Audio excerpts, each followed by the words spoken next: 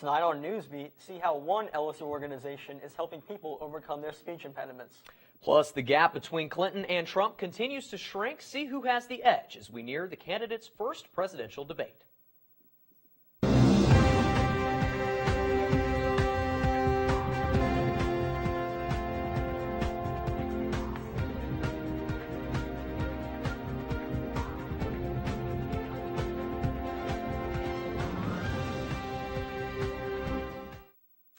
Good evening and welcome to Tiger TV's Newsbeat. I'm Matt Houston. And I'm Hunter Lovell. The National Stuttering Association provides support to those who battle with disability. Larissa Bonaquisti has more on the impact the NSA has on the Baton Rouge community. I got involved in the NSA specifically because I am a person who stutters, and I had never met another person who stuttered, and if I did, I never really talked about stuttering. According to the Stuttering Foundation, there are over 3 million people in the United States who stutter. The NSA seeks to encourage a sense of self-worth in those who struggle with this condition. It's a chance to contribute and to let other people know your story. I've always been like, okay, I stutter, that's cool, but I guess having more of a confidence behind those words. A common misperception of those who stutter is that they're anxious or don't know what they want to say. The NSA helps those who stutter as well as their friends and family gain a better understanding of stuttering. Professor Colson spends much of his time working in the lab. He and his students focus on what might contribute to stuttering. Trying to examine pieces of a large and complex puzzle to put them together to try to improve the specificity of treatment. There is no miracle cure for stuttering. However, the NSA provides a place for those who do where they can be themselves. Since its foundation in 1977, the NSA has created over 100 chapters across the nation. One of the best benefits of going to the NSA is knowing that you're not alone, that there's people out there who are going through the same thing, that you have a group around you who can help you deal with the highs and the lows of stuttering on a daily basis. For Tiger TV, this is Larissa Bonaquisti. NSA meetings are held the first Thursday of each month from 7 to 8 p.m. at the Goodwood Library in Baton Rouge.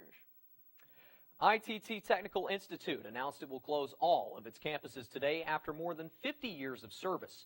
The chain of colleges stopped accepting new student enrollments after federal sanctions were imposed last week. These sanctions ban the schools from accepting any students with federal aid. About 40,000 students and 8,000 employees will be affected by ITT Tech's closure. As students prepare for the first LSU home game this weekend, student government is preparing its game day, Tiger Tenets. At the end of last school year, the university's administration tasked student government with coming up with a game day guidelines to keep students and fans safer. A team of LSU student representatives from different organizations has been working all summer to nail down 6 tenets. The university's administration passed the task to student government after it received backlash from potential game day guidelines. Democratic presidential nominee Hillary Clinton has made her feelings clear about her opponent Donald Trump. Now she jokes that he even makes her physically ill. CNN's Mary Maloney has more. Instead of the substance of her speech, what some may take away from Hillary Clinton's Labor Day rally was the catch in her throat. The candidate taking the break in stride. Every time I think about Trump, I get allergic. The Trump campaign wasting no time responding. Campaign manager Kellyanne Conway tweeting, "Must be allergic to media. Finally spend a minute with them." Hey guys. Hi. Welcome to our big plane. It's so exciting. The Clinton camp bringing the traveling media on board. Have you missed us? I was just waiting for this moment. Not to be outdone, Donald Trump also invited a small batch of reporters onto Trump Force One. Many of the attorney generals turned that case down. The planes within sight of one another at the same Ohio airport. A clear sign the fall election season has begun. But for Clinton, fall also means fits like these. Attack American institutions. So, get some water. Interruptions she blames on seasonal allergies. Are you concerned about conspiracy theories about your health? I'm not concerned about...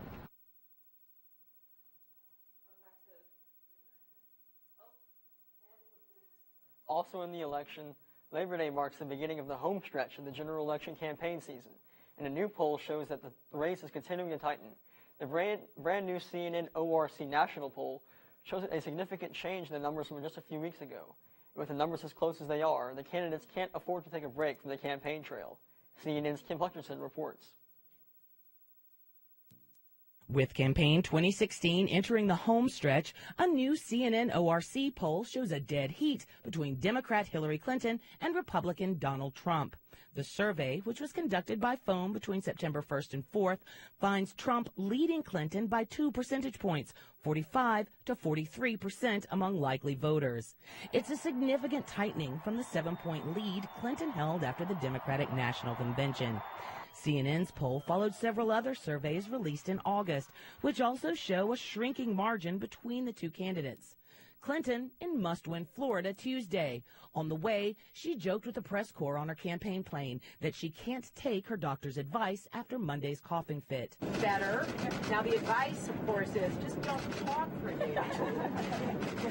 Yeah, that's not going to work. How are you going to manage that? Yeah, I'm not going to manage that. I'm just going to keep talking. Trump in Virginia Tuesday was optimistic about his chances against Clinton. I think we're going to get a lot of the Bernie people because of trade, if you want to know the truth.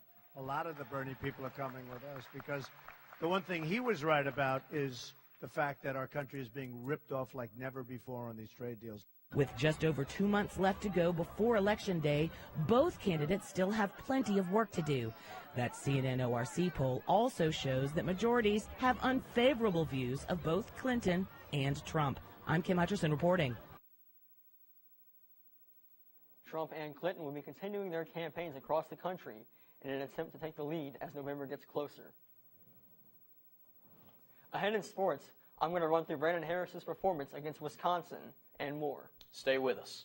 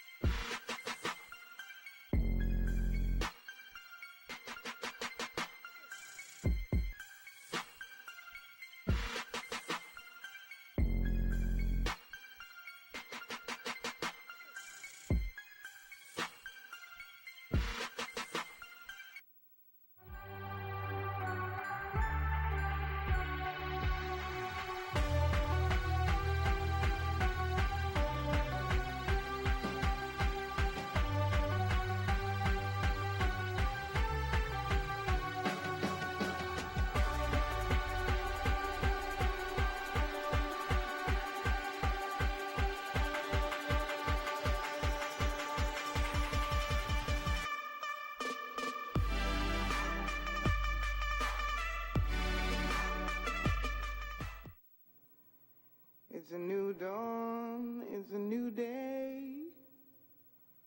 It's a new life for me, yeah. It's a new dawn, it's a new day.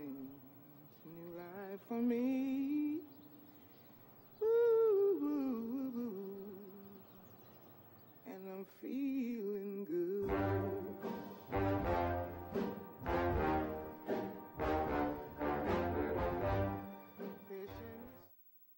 The LSU football team got off to a rough start on Saturday with a 16-14 loss to an unranked Wisconsin team. I'm going to break down 3 important outcomes from this weekend. Offensive lineman Josh Boutte will miss this Saturday's game against Jacksonville State after receiving a 1-game suspension from Les Miles following his unnecessary hit on Wisconsin defensive back Dakota Dixon. Les Miles offered his remarks at today's luncheon. It was an instinctive reaction when Color went running by him with the ball carrier, in other words, as in a group of blockers.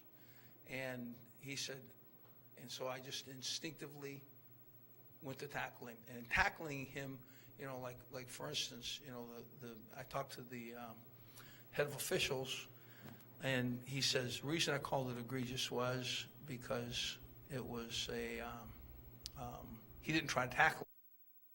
One bright spot in Saturday's loss to Wisconsin was the play of LSU's defensive backs. The secondary was far from perfect, but it displayed some signs of hope in the midst of a gloomy day. Tre'Davious White arguably had the best day on the field as he returned an interception, 21 yards for a touchdown, and scooped up a forced fumble from Dante Jackson. White also broke up a pass in front of Wisconsin wide receiver Jazz Peavy. Ricky Jefferson recorded 4 tackles and made an interception in the end zone at the beginning of the second quarter. Jackson broke up a pass intended for Wisconsin wide receiver Robert Wheelwright and set up a field goal attempt just before halftime. Even after a breakout game, White was not satisfied. As a defensive backfield, we failed the team because we know that we needed the offense to get the ball back. So and we just didn't make the plays when we needed it. So that definitely hurts. On the other side of the ball, Brandon Harris's awful performance on Saturday cast a shadow of doubt on the rest of the season. With so much talk of change in the Harris during the offseason, fans were expecting to see at least somewhat of a developed quarterback this season. But Harris delivered anything but reassurance. The junior was 12 of 21 on pass attempts and threw for 131 yards and a touchdown with 2 interceptions. He targeted Malachi Dupree 10 times and only completed 3 of those passes. Harris overthrew Dupree multiple times and had poor field vision in other situations. Harris received pressure on 8 of his 23 dropbacks and threw his most costly pick of the day in a first down situation with under a minute to play. When asked if he would consider switching quarterbacks, Miles had this to say. I recognize that he's got to still come. We all do. And he doesn't have a lifetime to do it, and there are other quarterbacks to go to. The future of this LSU team may appear to be murky, but Miles said the Tigers just need to focus on Jacksonville State this Saturday. Coming up after the break, the SEC had one of the worst opening weekends they've had in quite some time. We'll show you which SEC team failed to win last night to finish off the disappointing weekend.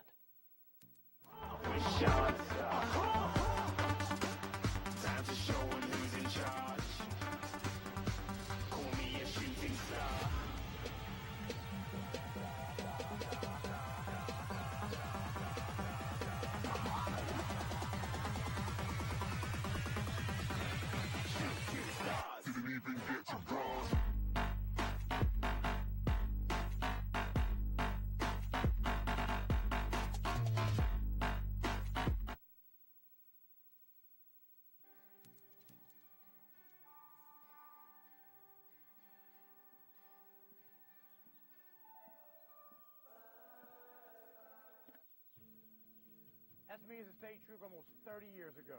Today I'm Colonel Mike Edmondson, and our message is clear. Don't drive impaired, and always wear your seatbelt. Why ride with someone who's impaired? Be safe, be smart. I'm Commissioner Troy Hebert.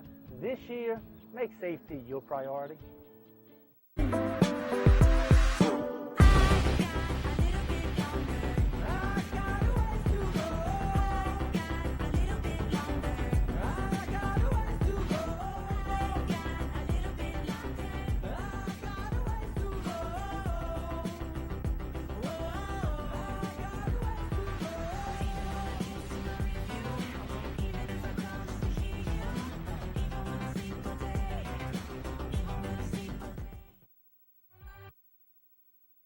Well, guys, it was a tough loss for the Tigers this weekend, but it was even tougher for Ole Miss, who fell to Florida State. They blew a massive lead last night. Hard to watch. Yeah, Florida State, that was their biggest comeback ever, 22 points, I believe. They were down 28-6, and Ole Miss acted like they had this in the bag, and then I don't know what happened. Florida State come out in the third quarter, and they just... Yep. Clearly didn't work out. That's all the time we have for Newsbeat this evening, but you can keep up with us on LSUnow.com and on Twitter and Instagram at LSU Tiger TV. I'm Matt Houston. And I'm Hunter Lovell. Thanks for watching.